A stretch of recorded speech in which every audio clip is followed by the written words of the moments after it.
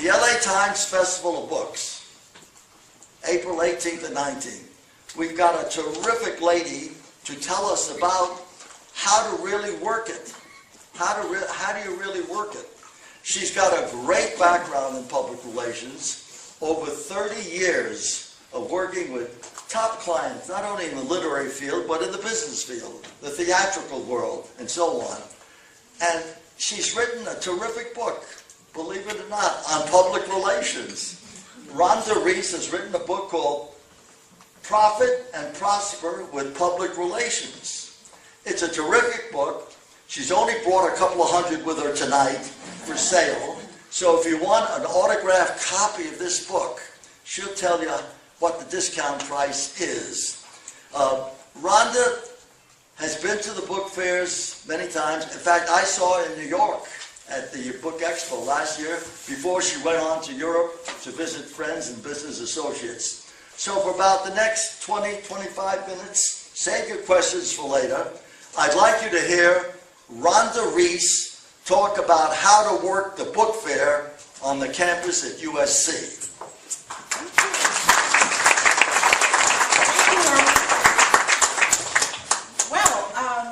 I hate to say this, Erwin, but he took a little of my thunder because sorry. I was going to ask for a show of hands, but he's already done it. I was going to give you some quotes, but he's already done it. I was going to tell you some statistics, and you've just done it. So since I have 25 minutes, I'm going to repeat a few things. The first part of this is I'm going to ask for a show of hands and to find out how many people are going to this year's LA Times Festival of Books. Wow. Really? Okay. And out of all these people that have raised their hands, how many people are actual authors? Well, I think they are. I think they are. Okay, and how many of the original group that raised your hand are PR people or publicists? Only one? Two or three? Okay, all right, that's pretty interesting. So most of you here are authors, and that's a good sign. So what I wanted to do to start out my talk, I hope you can hear it okay. What I wanted to do primarily is to give you some good inspirational quotes about books. Now, I'm certainly not going to be as provocative as that one.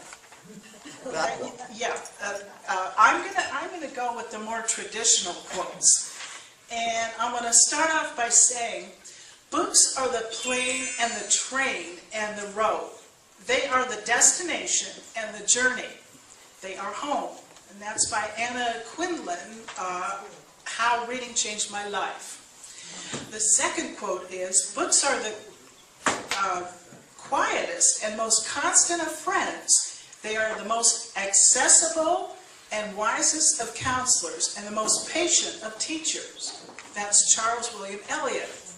And the third quote is, the first time I read an excellent book, it is to me just as if I had gained a new friend. When I read over a book I have pursued before, it resembles the meeting with an old one. And that's Oliver Goldsmith. So I'm sure as a lot of authors here, you probably have your own favorite quotes, or maybe you're making some up right now. But anyway, I thought that would help get us in the spirit of things. And here is where I'm going to start repeating Erwin. So thank you for your statistics. But basically, what I wanted to let you know is, before I started putting together the information for the talk, I consulted with some experts on this. And one of them is a man named John Conroy, and he is the LA Times Communication Department expert. And a second person, if you've ever heard of her, is Patricia Fry. And she's the immediate past president of the SPAWN organization, which is the Small Publishers and Writers Network. And that's a very lively group too. But when I spoke to John, I wanted to find out what was going on for this particular year as opposed to maybe some of the other years. And this is what he told me. He said that this year they're going to expect 160,000 people, including booksellers, publishers, bookstores, museums, theaters, literacy, and cultural organizations. They sell and promote books, distribute related information, or sell merchandise there. Many independent booksellers are participating in the festival. They represent diverse ethnic and cultural communities of LA, offering books in different languages and genres, and most people are from all walks of life. Now, this year's festival, which is a repeat, is going to be on the 18th and the 19th of April on a Saturday and a Sunday, 10 to 6 on the Saturday and 10 to 5 on the Sunday. There's going to be over 500 talent there, plus outdoor stages. There will be over 100 conversations, such as about water conservation and politics. And it's the very largest literary festival in all of America.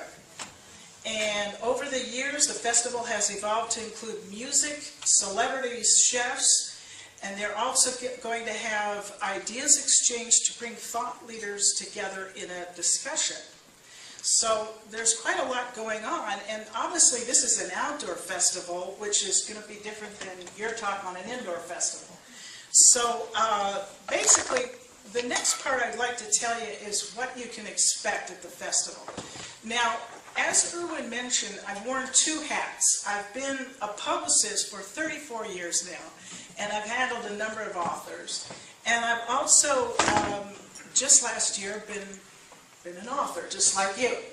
And so it's a little bit of a different experience when you're a publicist versus you're an author.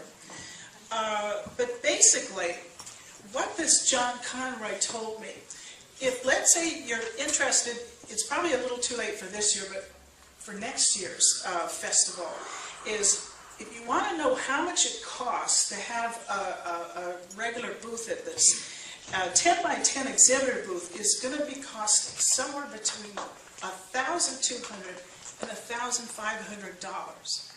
So that's kind of expensive for an author, especially self-published author. But I think a better idea is to share the booth space with another organization, like Urban's, provided that you don't get kicked out. Not this year. Not this year, okay.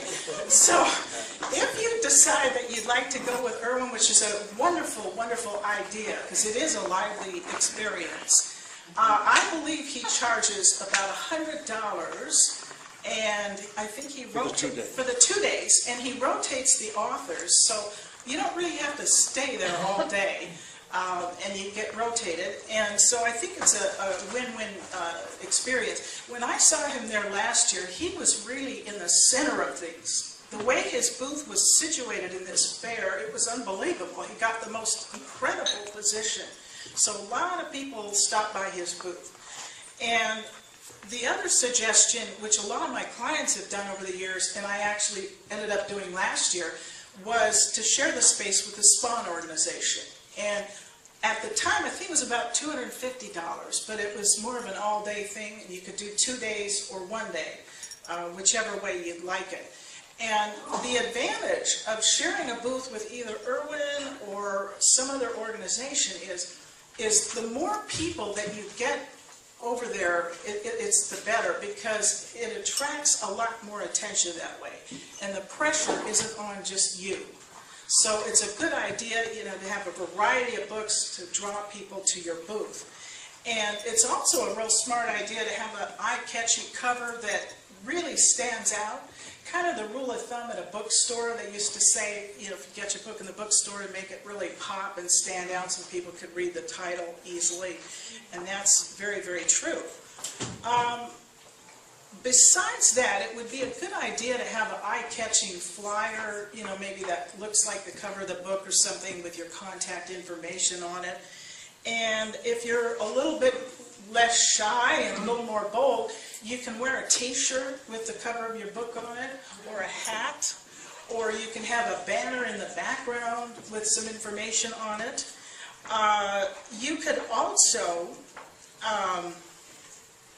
if you really wanted to get bold, if let's say you have a novel or something, you can dress as a character from your book to draw people there.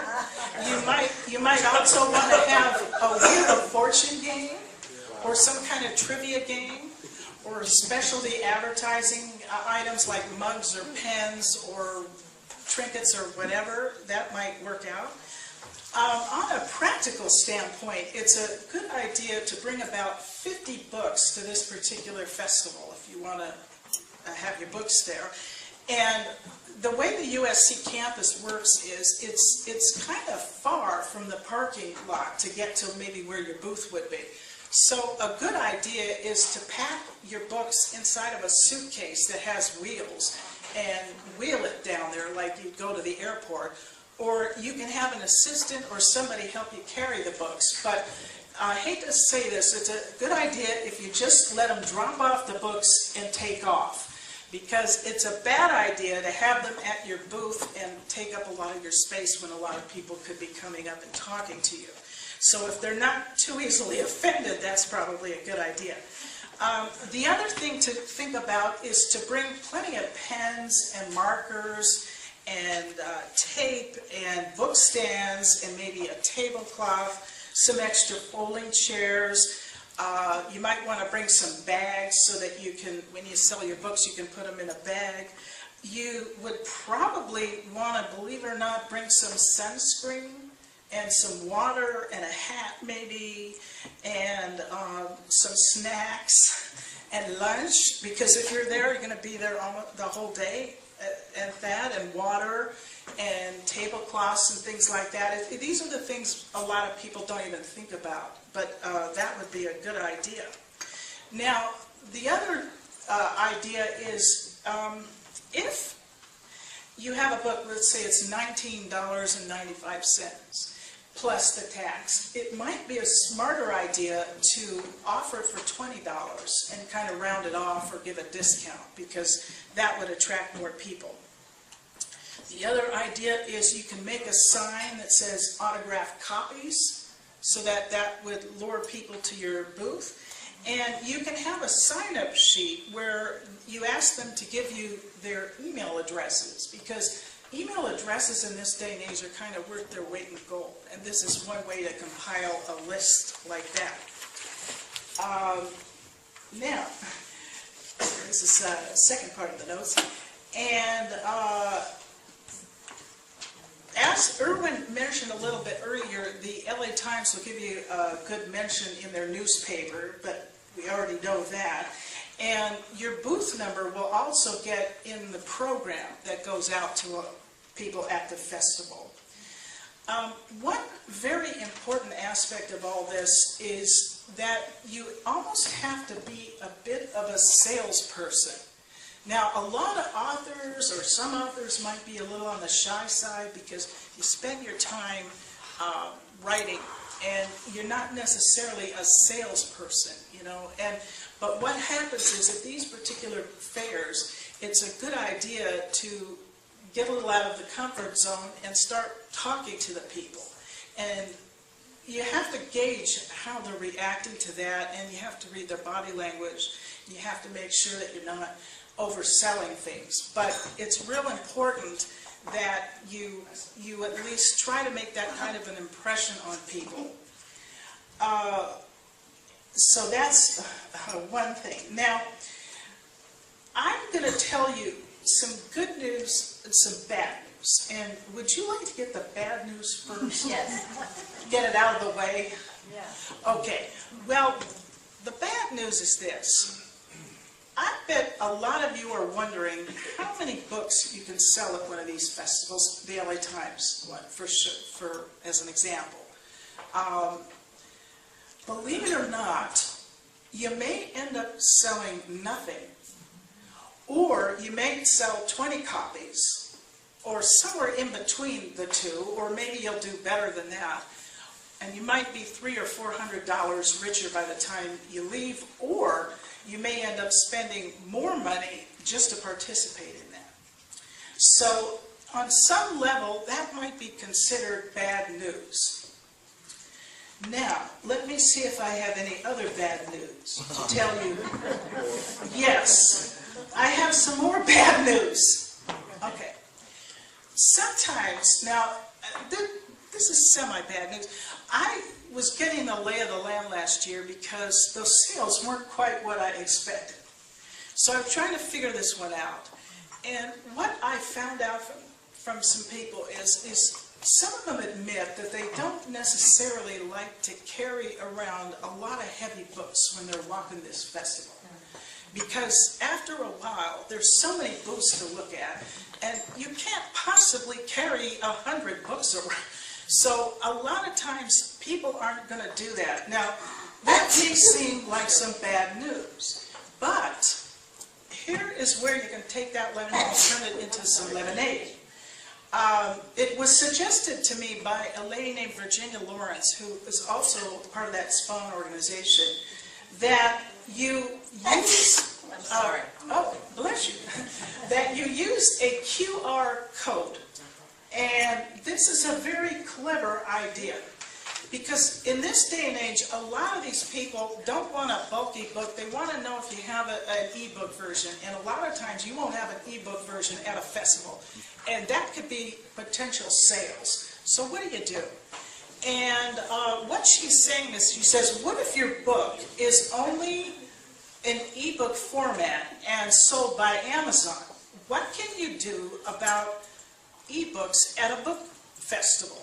So the answer is, you can use a QR code so that potential buyers can use a smartphone to scan a QR code printed on a card or bookmark. As soon as they use the smartphone to scan the code, the book's purchase page at Amazon will appear. And she's gone on with a little bit more detail on how to set this thing up with the Amazon and the QR code. So if doing the Q&A or afterwards, if you want to ask me, I can tell you a little bit more about that. But this seemed like a clever thing in this day and age, especially with the e-books. So now I think I got all the bad news out of the way. So now I'm going to tell you about the good news. We're going to end it on a nice, good note. Okay. Bad news, we know. What the good news is that the reason for these festivals is kind of twofold.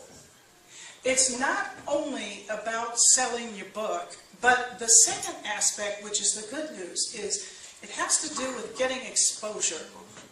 And sometimes the exposure is worth a lot more than actually selling the books.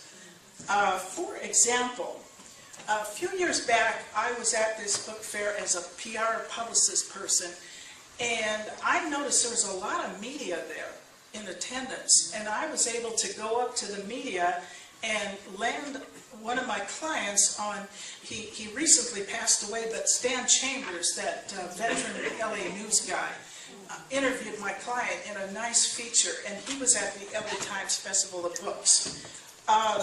The second reason is last year, there was this guy that came around strolling with a video camera, and he asked us, some of us, if we wanted to be in a video.